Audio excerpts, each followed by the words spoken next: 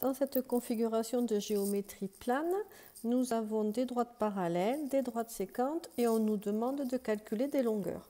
Donc quand on regarde cette configuration, ça nous fait penser au théorème de Thalès avec ce qu'on appelle la configuration papillon. Donc pour pouvoir appliquer le théorème de Thalès, nous avons deux conditions d'application et finalement ces deux conditions, elles sont marquées dans l'énoncé. Nous avons deux droites qui sont sécantes et nous avons deux droites qui sont parallèles. Donc avant de commencer, on écrit les conditions d'application.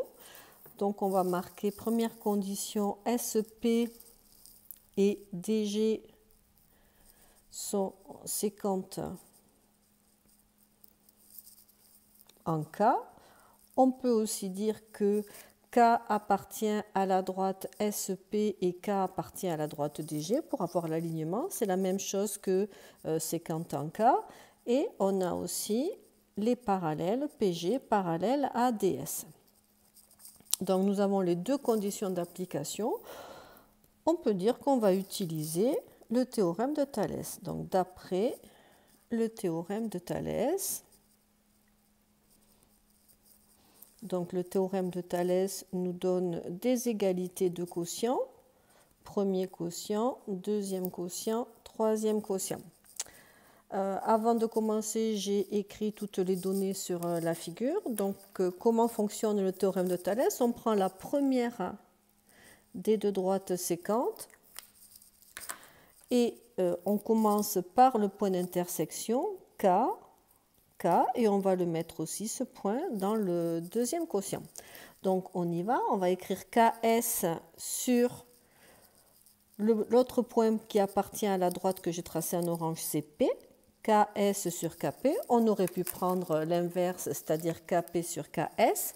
Maintenant, on va utiliser la deuxième droite séquente avec les points K que l'on a déjà écrit, puis D et G.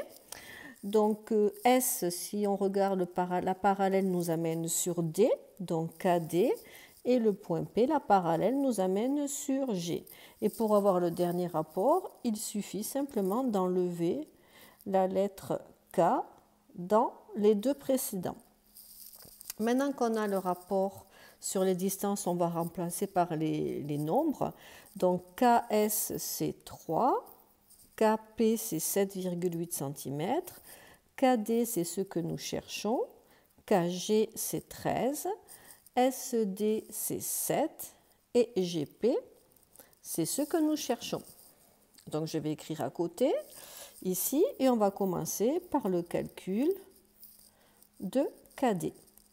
Donc, puisque nous calculons KD, il nous faut prendre le rapport ici où il y a l'inconnu KD et ensuite on prend le premier rapport puisque le numérateur et les dénominateurs sont donnés.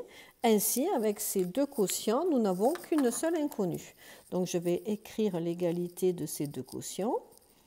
KD sur 13.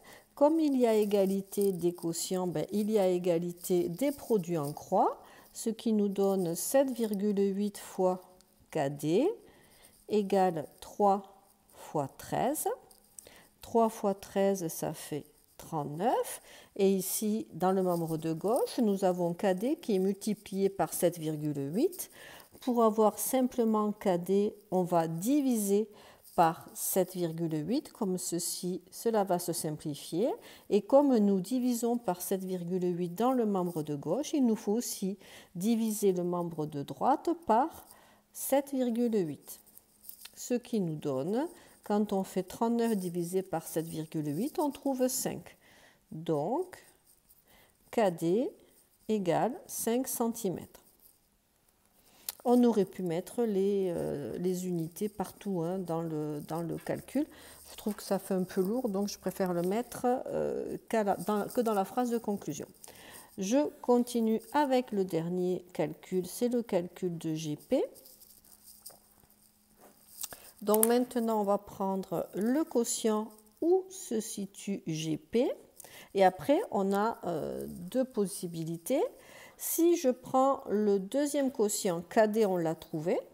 Donc on a 5 et on a 13. On peut utiliser ce quotient. Par contre, si votre premier calcul ici est faux, votre deuxième calcul le sera obligatoirement. Donc le mieux, c'est de revenir avec le quotient donné dans l'énoncé où on connaît le numérateur et le dénominateur. Donc on va partir de 3 sur 7,8 égale 7 sur GP et de façon identique, on utilise l'égalité des produits en croix. 7 fois 7,8. Quand on fait le calcul 7 fois 7,8, 8 fois 7, 56, 49, 54, 54,6. On a 3 fois GP et nous voulons qu'un seul GP, donc on divise par 3. Comme on divise le membre de gauche, on divise aussi le membre de droite par 3 et on trouve au final 18,2. Donc GP, je crois qu'on n'y voit plus, pardon. Donc GP égale 18,2 cm.